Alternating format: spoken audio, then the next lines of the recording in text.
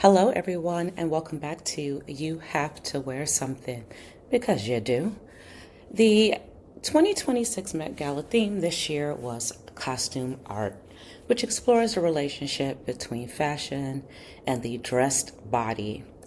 Tied to the Costume Institute's Spring 2026 exhibition of the same name, the theme centers on celebrating fashion as an art form, with the official dress code being fashion is art. Now, a lot of people thought that was vague, but I did not. There's a narrative circulating that this was the most boring Met, but there's a lot of power in the subtle as well, and many attendees nailed the theme. But before I get into my super duper late afterthoughts, of course, we are living in a political hellscape, in America at least, and part of the democratic process includes resistance and protests. I know many were upset about Jeff Bezos and Lauren Sanchez being sponsors, but here's the truth. For centuries, art was created for either royalty or the wealthiest. And art and museums cannot survive without wealthy donors. So I think the bigger problem here is charity culture. We could create a society that takes care of everyone, eliminating the need for charity in the first place. We are not there. I don't know if we'll ever get there. Some of our most beloved art pieces would not exist without the sponsorship of a corrupt government, a corrupt leader. Sometimes that was the Roman Catholic Church, even. And in modern times, that group of people is corporations. We also no longer care deeply about clothes to the point of making an emotional connection to them. With fast fashion and everything, it provides that instant gratification on a daily basis. There's no more patience to wait for something to be made well or to mean something. And with a decrease in emotion towards clothing, it's hard for some to view fashion as art, but it is as important as any other medium, and sometimes even more emotional because we wear it on our bodies. This year's Met Gala celebrated different body types as well, such as the little person or the disabled person. And custom mannequins were made in Italy from the bodies of people like Ariana Rose Phillip, a Black transgender disability activist. So my take on this event remains. Every year is the same thing. I am not mad about a fundraiser for a museum. I know lately journalism is about speed and saying it's giving this and it's giving that and what people hated. I try to think of what ensemble stuck with me as days passed. What did I dream about? What did I daydream about? What stays in my memory? So let's get into it. Model and activist Lauren Wasser made a powerful statement this year by appearing in a gold outfit and showcasing her signature gold prosthetic legs. It was a two-piece gold lame suit by Prabal Gurung, and she is known as the girl with the golden legs. She has transformed her personal experience of losing both legs to toxic shock syndrome into a message of resilience and body positivity. One thing that sticks out in my mind that Ariana said was a lot of times fashion or the clothing for people who are not viewed as quote unquote normal or who are viewed as disabled, it's an armor. It's a way to have a conversation. It's a way to have dignity and pride regardless of what has happened to your body or how you were born. And so that's another way to think about fashion. Anuk Yai, it was one of my favorite looks. As you know, she, or may not know, she became a model because very casual photograph of her circulated and became viral when she attended the Howard University homecoming. So, you know, she's one of the most beautiful and most celebrated models, especially black models, that we have. She symbolized the Black Madonna and the Mater Dolorosa, and what that means is sorrowful mother. And she was designed as a living statue to represent hope, resilience, and the strength of bearing pain with grace in modern times. She collaborated with Balenciaga, and she used this look to turn fashion into artistic devotion. I also want to center and point out Anuk's makeup. This was inspired by the religious and the artistic iconography of the Black Madonna and the weeping statues of Sicily. There were also so many belly buttons on the Met Gala carpet this year, like real navels and fake ones. Belly buttons were on prominent display, often in the form of sculpted or exposed detail on nude illusion corsets, primarily symbolizing the theme of costume art as the dressed body. Arena Shayk, Kylie Jenner, Lena Mahfouz, even Jeremy Pope and his beaded Vivienne Westwood. All of these ensembles had a very visible belly button. And you can go even further, as that's the remaining mark that your mother leaves on you. As I record this on Mother's Day, that was your attachment to your mother when you were in utero. So, we can go as far as the rabbit hole will go on the meaning and the significance of belly buttons. But my favorite expression of this theme was French singer Isolt's custom Harris Reed demi couture ensemble. Her look was designed to represent a walking statue or a living artwork, perfectly aligning with the fashionist art dress code, with, of course, a prominent golden belly button. Some attendees were literally going the art route with some of their dresses. A lot of these dresses looked like the most beautiful abstract paintings. Model Paloma Elsesser, who I just love. If you haven't seen her 80 Open Door, Paloma has crazy taste. She is so unique. But she wore a custom gown by Francesco Riso. And I love this statement. Remember, I was talking about fast fashion? Well, what they did was they made her gown from pieces of 100 different vintage dresses from the 1920s and the 1930s, all sourced and purchased off of eBay. This was an incredible example of upcycling. And I know a lot of times when people think about upcycling or recycled fabric, sometimes it's not as cute. You could tell that it was reworked. I thought this was a brand new gown, but nope, a beautiful example of reusing and upcycling. Emma Chamberlain's dress as well. She has a very quirky style, Emma Chamberlain. She's raised by artists, so I knew that she would really be into this theme. She transformed into a living, hand-painted piece of art, reflecting a personal connection to her artist's father and a desire for a creative self-expression. She wore mugler, custom mugler, let's make that point, and it looked like an oil painting style with textures, and it just gets more and more dense and dramatic and colorful as you get to the bottom of her gown. It took over 40 hours to create this dress. Similarly, the girl of the moment for me, fresh off of being elevated to a top A-list movie actress after one battle after another, Chase Infinity.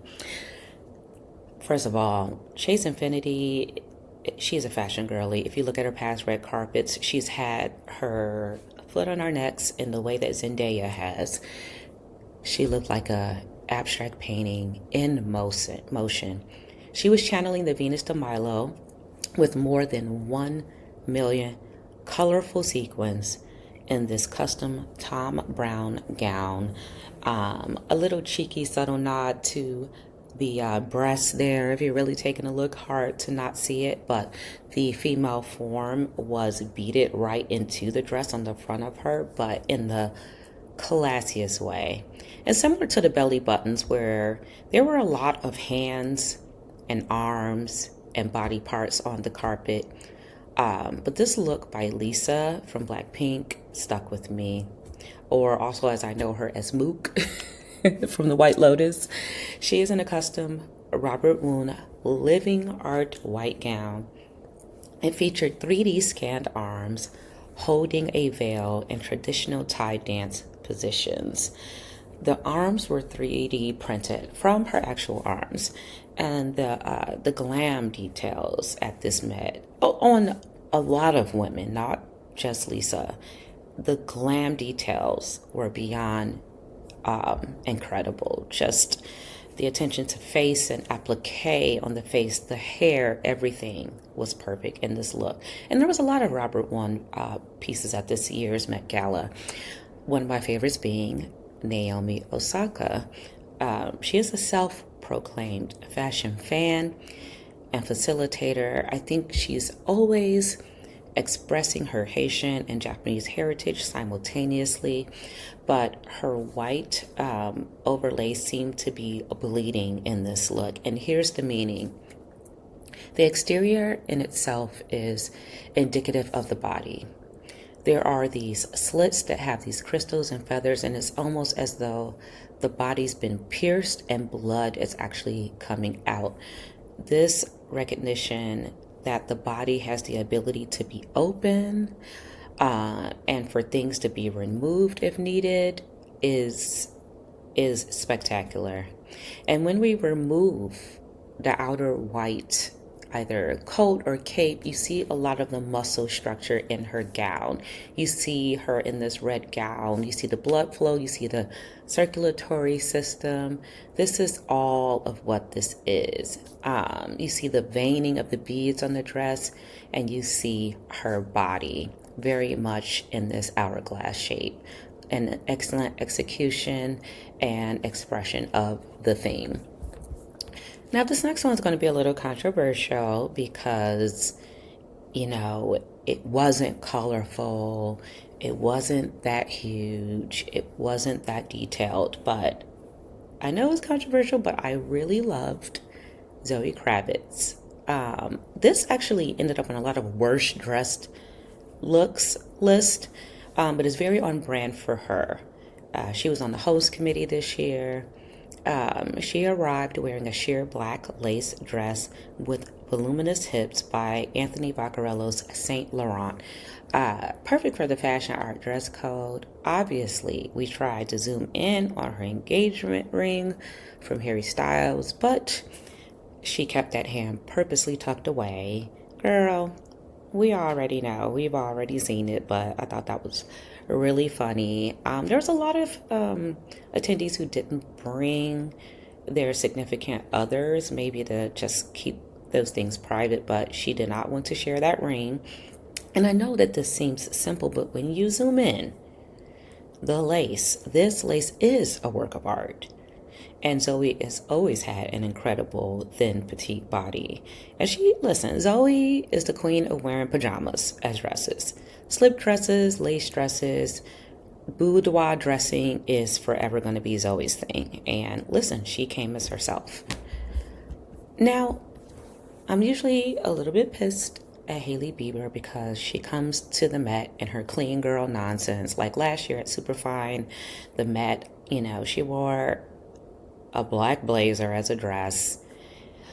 And listen, especially for a gala that centered Black people, people dressing up and following the theme felt like respect. And what she wore, I found that to be a little disrespectful in my opinion. But, girl, do better with your access. Who has more access than her, right? But this year, she fully redeemed herself. She did her big one. Hailey Bieber's look directly addressed the fashionist art dress code by honoring archival fashion history. She wore a custom Saint Laurent gown featuring a 24 karat gold sculpted bodice. Yes, that is real gold.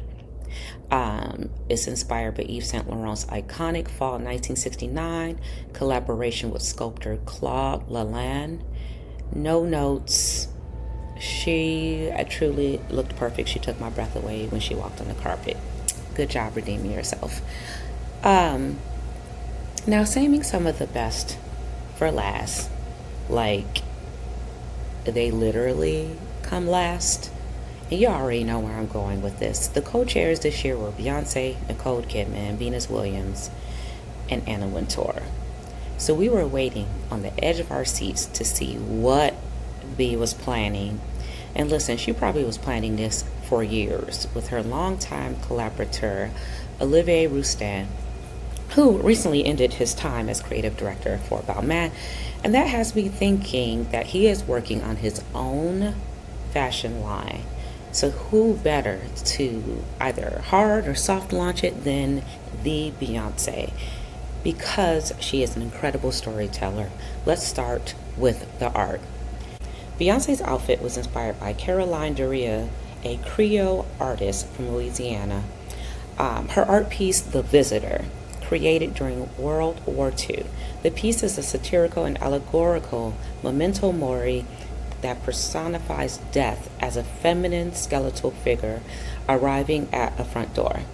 The way this is executed in the dress was a sheer mesh base intricately mapped with diamond lines to trace the human skeletal structure, including the rib cage and spine, down to her fingertips, paired with a dramatic feathered cape to complete the look. Of course, Beyonce also wore a matching custom celestial sun crown.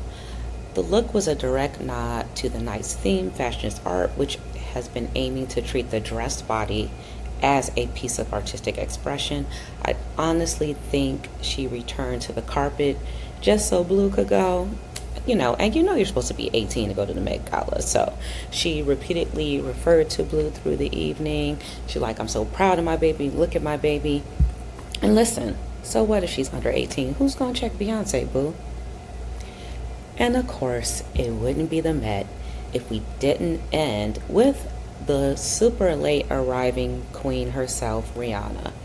Rihanna wore a custom Margiela couture look by Glenn Martens, inspired by medieval architecture from Belgium. The gown featured woven silk, metallic textures, antique jewelry, chains, and over 115,000 crystal beads. Rihanna said she felt like an oyster, and I think the glam, like her beauty team, deserves the same credit as the tailors of this masterpiece. Her hair was called Living Sculpture Hair, created by Yusef Williams. We're going to shout him out because wow. Her hair was a futuristic slicked back style adorned with hand-formed metallic wire curls, gold painted strands, and diamond accents. She also had face jewels, just like Lisa, for added drama. Diamonds and crystals were placed around her temples, including a single sparkly gem positioned as a tear. That's what I got to say about the 2026 Met Gala. Can't wait to remind everyone next year that yes, this is still a fundraiser for a museum. That's my 2 cents. And until next time, when you have to wear something, peace.